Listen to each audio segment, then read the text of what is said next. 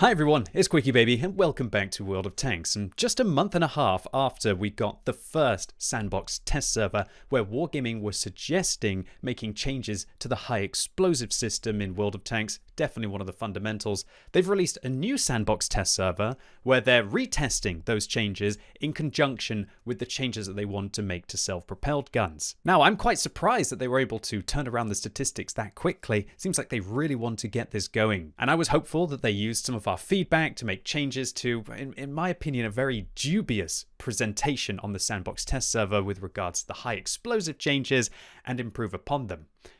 Wargaming released an article earlier this week, which I think it is, again, dubious at best. And they seem to push this narrative that it is being well received from the community and they don't need to make any changes, and there's absolutely no problems with the high explosive test server. And in today's video, I want to talk about why I think this is a mistake, why some of the suggestions that they're presenting here just don't really seem to add up, and why, if you feel like me, this is a very scary scenario, especially for all of the free-to-play players out there, or pretty much everyone who doesn't want to just sit in a tier 10 Soviet tank, hold down, and just laugh as people aren't going to be able to do anything unless people fire gold at them. So in the article where Wargaming present their findings from the first high explosive Sandbox test server, they lead with a very strong statement that upon analyzing players' surveys from the previous two tests, we can say that both Sandbox iterations showed good results, and that after testing the reworked high explosive shells, 70% of reviews from players who played on the Sandbox test server were positive. Now, I was flabbergasted at this. I did not realize that the community was so overwhelmingly positive towards the high explosive changes, so I decided to run my own poll on the community tab 2 days ago, and a big thank you to the 23,000 people who responded to that. It wasn't even a video, but you all seemed to get engaged. Now, I wanted to run this poll before I talked about this for the second time on the channel, because obviously if I make a video where I give my opinion and then I ask for people to be able to make a poll afterwards, there's going to be some quite extreme bias. Now, I understand that a lot of you will have watched my first video, and that will have definitely have influenced the poll that you voted in. However, while I'm flattered to think that maybe I could influence some of you, I was very surprised by the outcome of the poll, which I tried to ask in a non-sensational way. I tried to be objective in the way that I asked it. My question was, Wargaming are currently testing high explosive changes on the Sandbox test server, and I want to gather feedback from the community. Do you think the high explosive changes will make the game better or worse? Because in the end, that is really the fundamental outcome that Wargaming probably want from all of these Sandbox test server changes, is that they're going to make the game better, at least for the majority of players. 23% of you thought that the high explosive changes would make the game better. That's 5,290 votes roughly, while 77% of you, that's 17,710 people out there, thought that the high explosive changes would make the game worse. So obviously there's a large amount of disparity here. From Wargaming's feedback of those who played the Sandbox test server, 70% thought that it was a positive change. However, at least from my community, 77% of players think that the high explosive changes will make the game worse. Now, I understand that a lot of the people who voted in that poll have probably heard my opinion from the first video, but again, I don't really think that I can change all of your opinions that much. Imagine if I could change a 70% positive to a 23% positive. I should start a career in politics. And one of the things that I'm proud about of this community is I feel like it reaches across the whole of the World of Tanks player base, not just, the sweaty unicorns who are trying to min-max and push as much as they can, but also the players who just want to go and drive the tog and have a little bit of a laugh at the end of the day. We'll have the 20 or 30% of players who actually play this game with premium content, as well as the 70% of players who are completely free to play. And so I have a couple of findings from this. Either one, that I can influence people to change their opinion in a very profound way.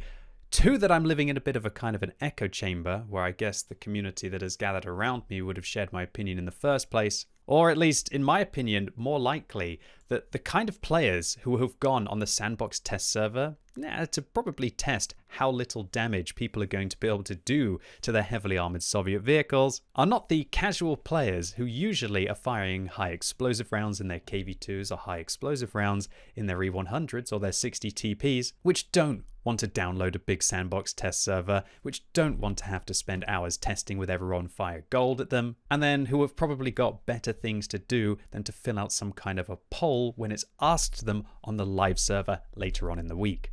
So what are the ramifications for the Sandbox test server? Well, trust me, they're very real. Pretty much at the top of the article, Wargaming say that if by the end of our collective testing we conclude that the changes can go live, you will be able to see them around May during the common test. And I can tell you that 90% of the content which reaches a common test will go into the game about 3 to 4 weeks later. And so this is a really important turning point. If for some reason you feel that the high explosive changes are going to be detrimental to your experience of World of Tanks, then this is really your very last chance to have your say to Wargaming, because if not, around May there's going to be a common test and then they're going to be in the game pretty much for good from June onwards. So in Wargaming's article, they talk about a variety of different tanks that high explosive changes will have big ramifications for. This article is purely there to try and placate all of those players, to try and convince them that their vehicles are not going to be useless if these high explosive changes take place. However, in my opinion, this article is extremely wordy, also very floaty in the terminology that they use, so I'm going to try and break it down into just raw outcomes. So with regards to the Type 5 Heavy from the first Sandbox test server, Wargaming say that the average damage caused by the tank's standard high explosive shell has dipped a bit, while the damage caused by its alternative shell increased slightly. When they say alternative shell, let's not beat around the bush. They mean premium rounds, they mean gold rounds, whatever they want to call them. One of the reasons why I still call this ammunition gold is because it's so extortionately expensive that unless you have a premium account or you have premium tanks or you have credit boosters, you are not going to be able to afford to fire them regularly. All of you free-to-play players out there will know, and also you premium players who probably accidentally played a game before you realized that you didn't have a premium account and then raced to be able to get it back from the results screen afterwards will know just how many credits you lose playing at tier 10 if you fire regular rounds, let alone as if you're spending 6,000 credits a shot, as you would do with the gold rounds on the Type 5 Heavy. And so that's why I know a lot of people try and say that they're not gold rounds anymore, but let's be honest, they frankly are. You can't afford to fire them unless you have gold to be able to buy premium time, unless you have gold to be able to buy premium tanks. And so that's why, irrelevant of whatever one Wargaming tried to convince us to call them, they will be gold rounds forever. So let's add this on the list. Type 5 Heavy is going to do less damage with regular rounds, and it's going to do more damage with gold. The next sentence says the statistics show that the Type 5's damage was redistributed. The vehicle caused less damage per non-penetrating shot, but at the same time there were more penetrations, meaning that on average the damage remained the same. So this means that the heavily armored tanks will take less damage from HE, while I guess mediums and lights will get penetrated more. So the results for the Type 5 Heavy: regular players or free-to-play players will deal less damage, pay-to-win players will deal more damage, heavily armored tanks are going to take less damage, and the medium tanks and the light tanks are going to pay the tax by getting penetrated more with the new mechanics. Now let's look at that big British brute of a TD, the FV4005. So its average damage remained practically the same, but at the same time its average damage with gold rounds slightly increased. So let's note that down. The FV405 is going to do more damage with gold rounds. Next up, American derpy light tanks like the Sheridan and the T49. And also, there are quite a lot of other vehicles that like to fire high explosive rounds, especially the light tanks with the higher penetration, that will kind of see a similar result from this. The outcome is that the damage of non-penetrating shots will naturally decrease. So we have less damage from non-pens, which I don't know about you, but at least about 80% of the shells that I fire in the Sheridan and the T-49 are usually non-penetrating shells, while the vehicle will also enjoy a significant increase in both standard and alternative HE shell penetrations. So on the other hand, the vehicle is going to be able to penetrate for, about 1,000 damage more often. That's what we really want in World of Tanks, right? To receive less damage when they splash on us, but to have them penetrate us more often for significant amounts of damage. But also, let's remember, that's not going to happen to the heavy tanks. That's going to be happening to the medium and the light tanks. So medium and light tank drivers out there, you're going to be taking a significant amount more damage from the T-49, the Sheridan, while the heavy tanks are going to be, on the whole, impervious. Next up, Wargaming talk about the classic KV-2, a vehicle which everybody loves to get in to be able to blow off some steam. So I'm sure this is going to be important to all of you out there. I know a lot of you like a good KV-2 game. So Wargaming say that the statistics show a small decrease in the damage of non-penetrating shells for this tank. So that means if you don't penetrate in the KV-2, you're going to do less damage with the vehicle. And also a general decrease in the average damage per shot can be observed, but no less than with other vehicles. So pretty much what they mean is that all HE gets nerfed. The KV-2 is showing that. Funnily enough, and this is where things just get absolutely bizarre for me, Wargaming say that just like with the Type 5 Heavy, the KV-2 now boasts better survivability in battle. How? What? Because they're nerfing HE rounds a little bit? So you're telling me in those incredibly rare situations where you have KV-2 on KV-2 fights on the live server that were probably happening very often on the Sandbox test server, because of course, who's going to play a tier 6 vehicle that isn't the KV-2 on the Sandbox test server? That means the KV-2 is going to be more survivable. I don't know about you, but this is just absolutely laughable. Can I please find those people who fire HE at my KV-2? They're not firing HE at my KV-2. They're penetrating regular rounds and they're penetrating gold rounds. I am thankful when somebody fires HE at my KV-2, and that tiny little bit of a survivability increase is not going to outweigh the absolute drubbing reduction in the damage that the KV-2 will deal to medium to heavily armored vehicles, which it quite often relies on doing that kind of brute force damage, which is the whole purpose of playing the tank. I'm sorry, maybe this is where I'm getting a little bit irrational, but this is the way that I feel, and let me know if you feel this way in the comments down below. Wargaming's arguments here are just completely flawed, because how can they have actually got meaningful test data from a Sandbox test server where the majority of vehicles are going to either be firing more HE shells than they usually would do to be able to test the changes, or alternatively the kinds of vehicles that you're going to see are not going to be like the ones that you actually see when you play World of Tanks on the live server. Wargaming is suggesting that consequently the KV-2 is going to be able to fire more shots per battle, which compensates for the decrease in damage of non-penetrating shots. As a result, the average damage values remain the same. I'm sorry, Wargaming. This is just absolute garbage. It really is. This is complete garbage. There's no way that players are going to suddenly stop firing armor-piercing rounds and APCR rounds, the gold rounds at the KV-2 on the live server, and it's going to live longer. I'd love to see how many shells that hit the KV-2 are high explosive from non-KV-2 tanks on the live server.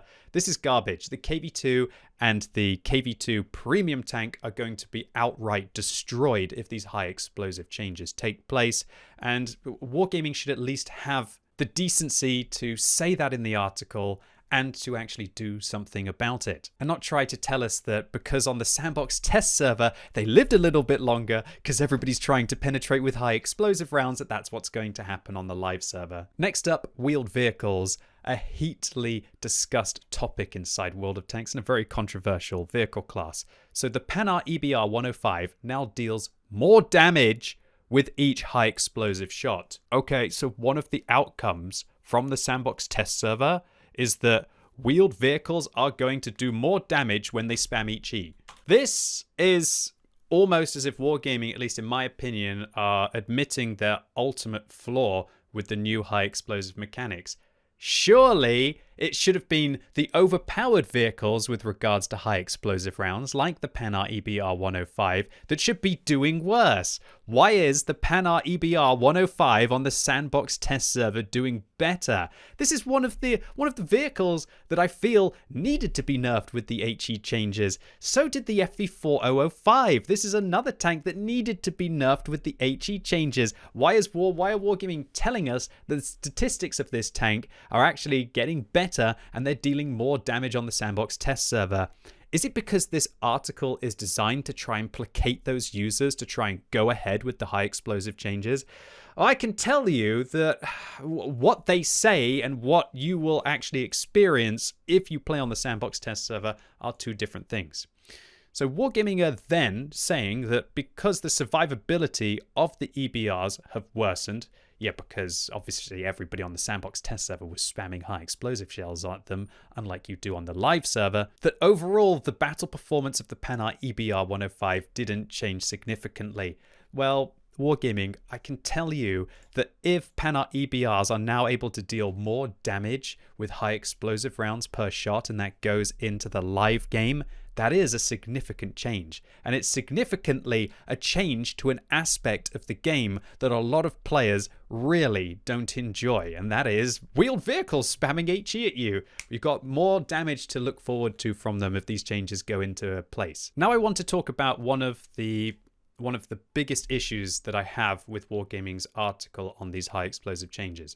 And that is that they try to answer a question that will vehicles with good gun depression and good elevation angles and tough turrets gain an advantage. And that's obviously very dangerous because when you're fighting an enemy in a hold down position, that's one of your very last options.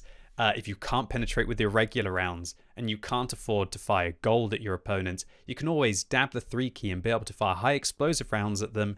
You're going to do very small amounts of damage, but at least you're doing something. It's that feeling of fighting back and defiance, which is always good with HE shells. So Wargaming brush this opinion aside, and they justify that because they take the Super Conqueror as an example from the live server.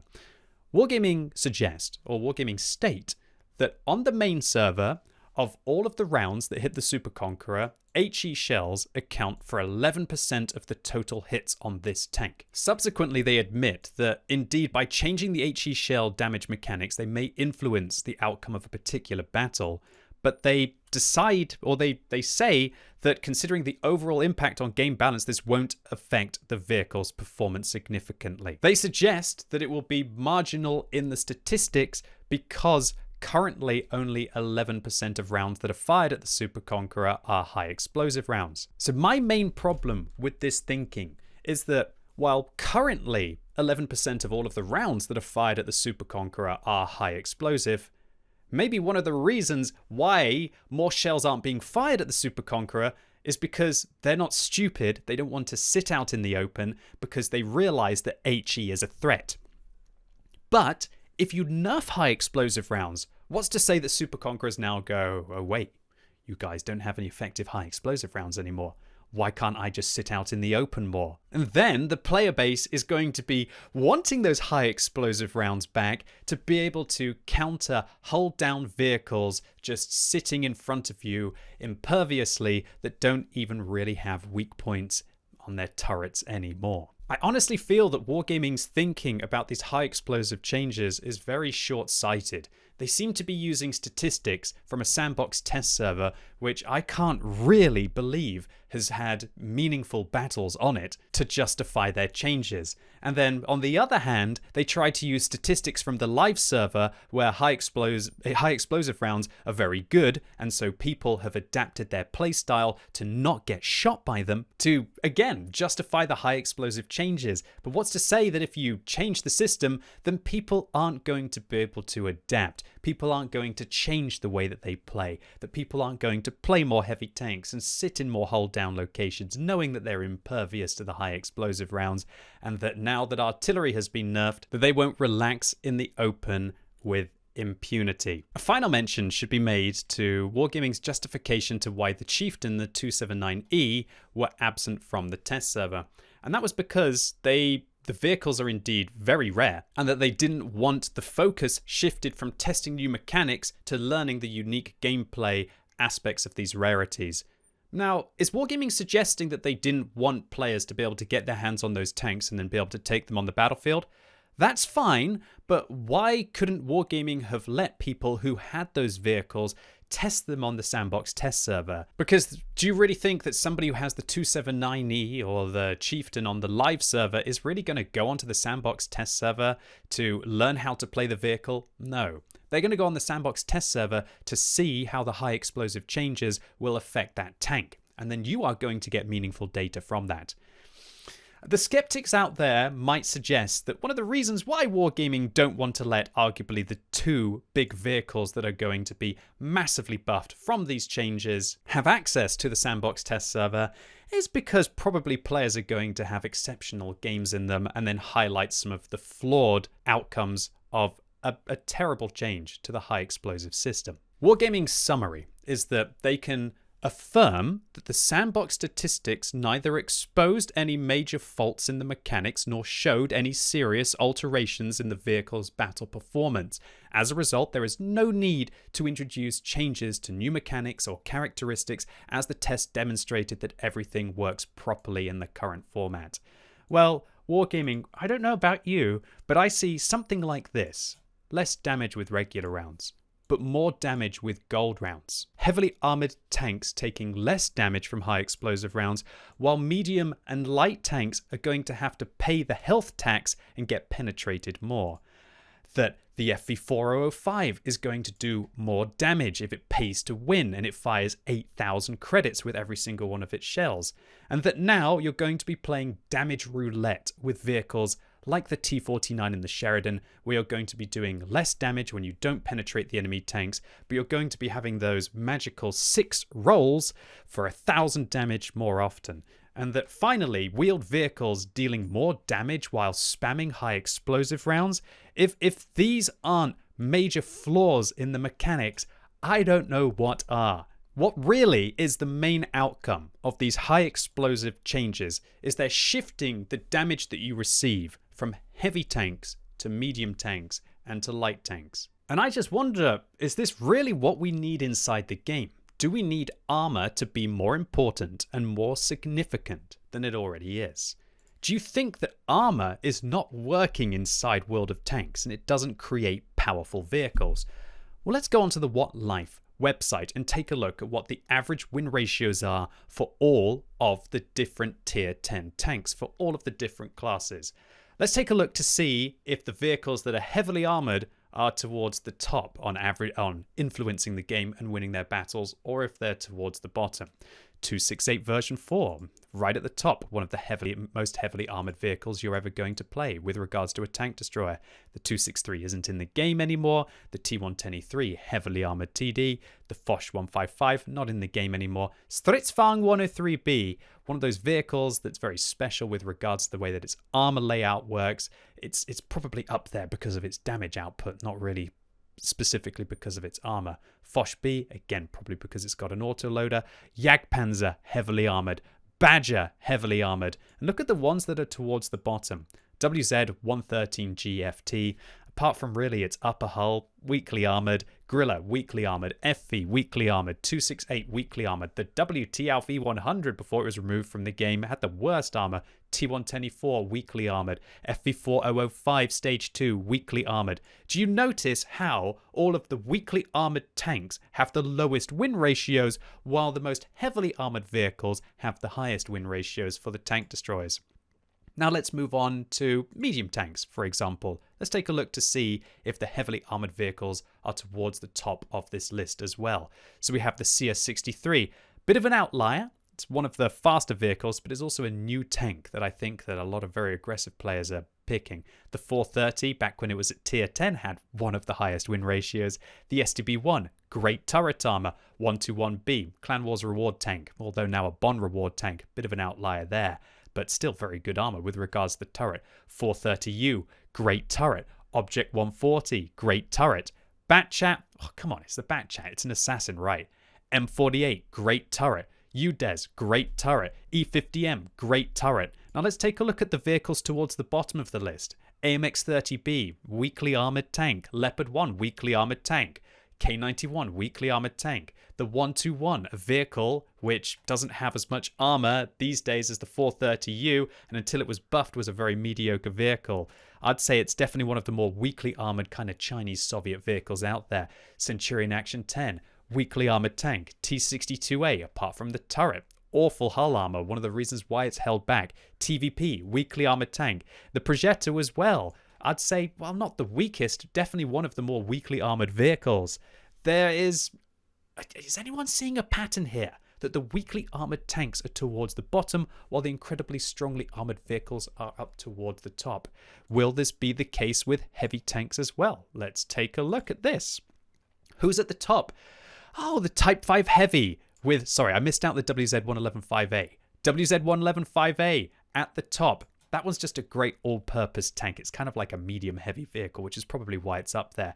Then you have the super heavy Type 5 Heavy. Then you have the super heavy Mouse. Then you have the Kranvang with the god-tier turret, the Lewandowski-Go, the 113. That's a collector's tank that not very many people play anymore. Even the Object 705A is up there, which is going to be a god-tier tank if these high explosive changes go into play, because it can side scrape and it will be literally impervious.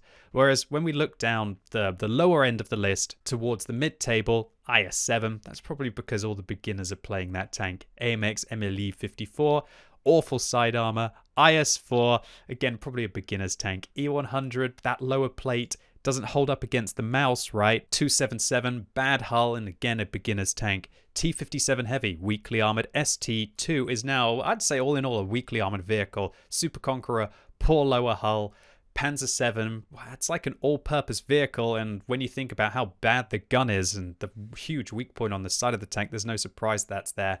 And then the 50B and the T110E5 and the Rinoceronte right in the middle with those kind of okay turrets, but just awful side armor. This no doubt shows that heavily armored vehicles are amongst, if not the most influential vehicles in World of Tanks. And what do you think's going to happen when Wargaming effectively nerf the damage that heavily armored vehicles will take, while also the lightly armored vehicles are going to take more damage from high explosive rounds, when those heavily armored vehicles are already winning the majority of their games? And that's just at tier 10. Having been a player since 2018 to get back into the spirit of free-to-play, I've played about 5 or 6 or even probably 7,000 games of World of Tanks without using any premium consumables, with only firing, I'd say, about 1% of gold rounds when I absolutely have to. I know the pains of being a free-to-play player, often playing stock tanks with terrible amounts of penetration, how useful it is to be able to dab that 3 key, to load the high explosive rounds, to still feel that you have a chance to fight back against the enemy vehicle who's probably elite, or God forbid that it's a premium tank in a hold down situation that just wants to farm the living days out of you. The opportunities that you have to, as a last resort, fire that high explosive round back against your opponent without just dabbing the 2 key, loading the gold, and then having to deal with the economic consequences in the post-battle are going to be significantly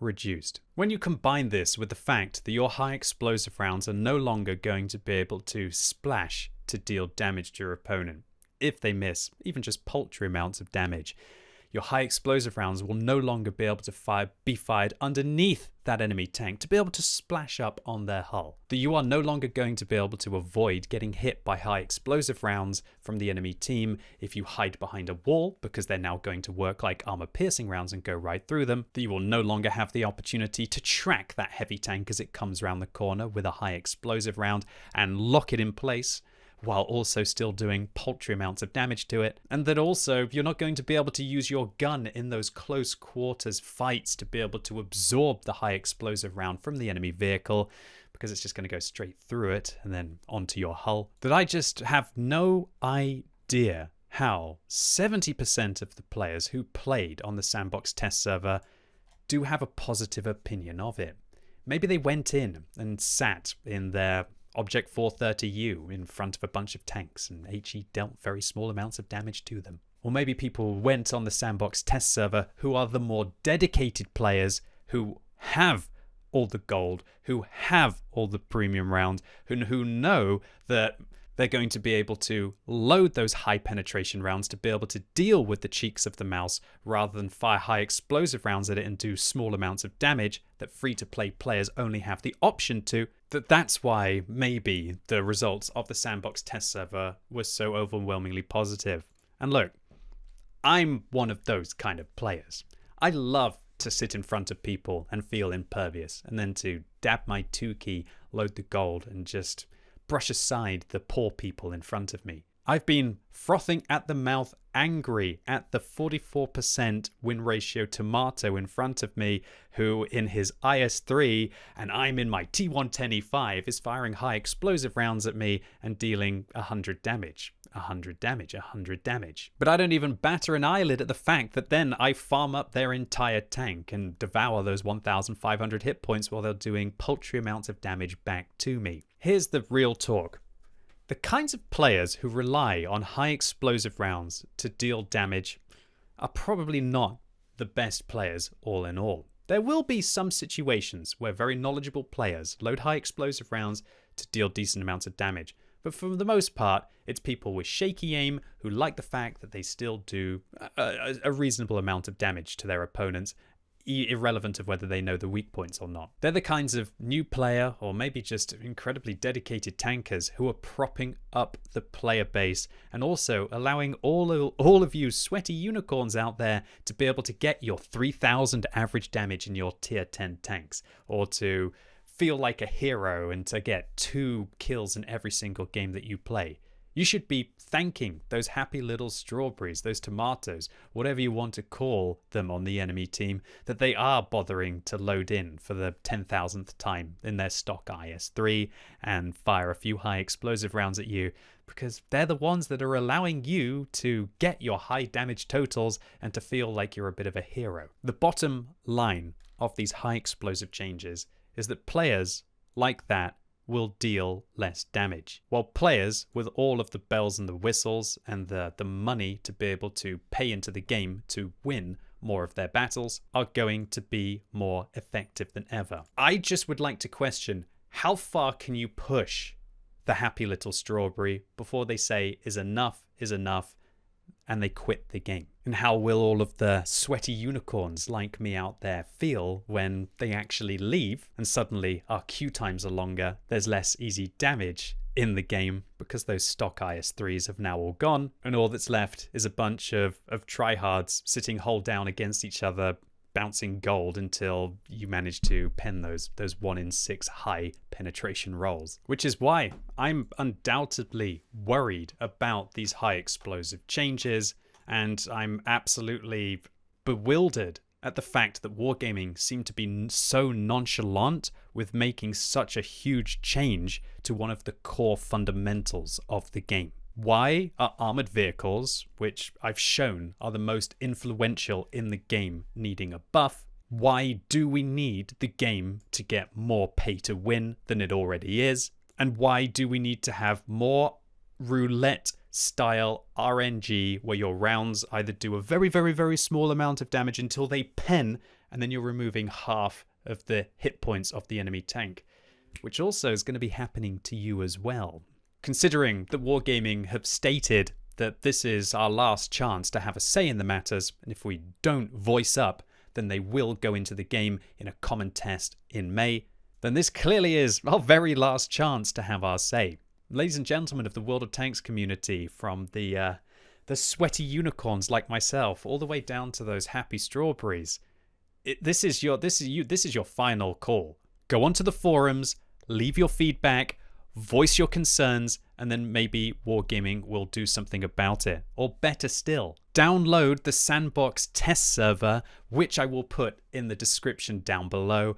play it for a few rounds in your favorite vehicles, see how much damage they're doing with all of the different rounds that you like to use on them, and then hopefully you'll get one of the World of Tanks surveys next week. So that's it for today. I must say a massive thank you to the 23,000 of you who voted in that poll. It was very, very useful to see what your feedback was. And please, once again, give your feedback to Wargaming, because these changes are very real and they are coming very fast indeed. I hope you enjoyed this video. If you did, if you thought that my breakdown was useful or you just liked it, give it a thumbs up. If you absolutely hated it, give it a thumbs down. And let me know in the comments all of your thoughts. Do you agree with these aspects? Do you agree with what I've said in this video? Do you feel like I've made any mistakes? Let's have a good old chin wag in the comments down below. And as always, thank you so much for watching. You've been epic, and hopefully I'll see you soon.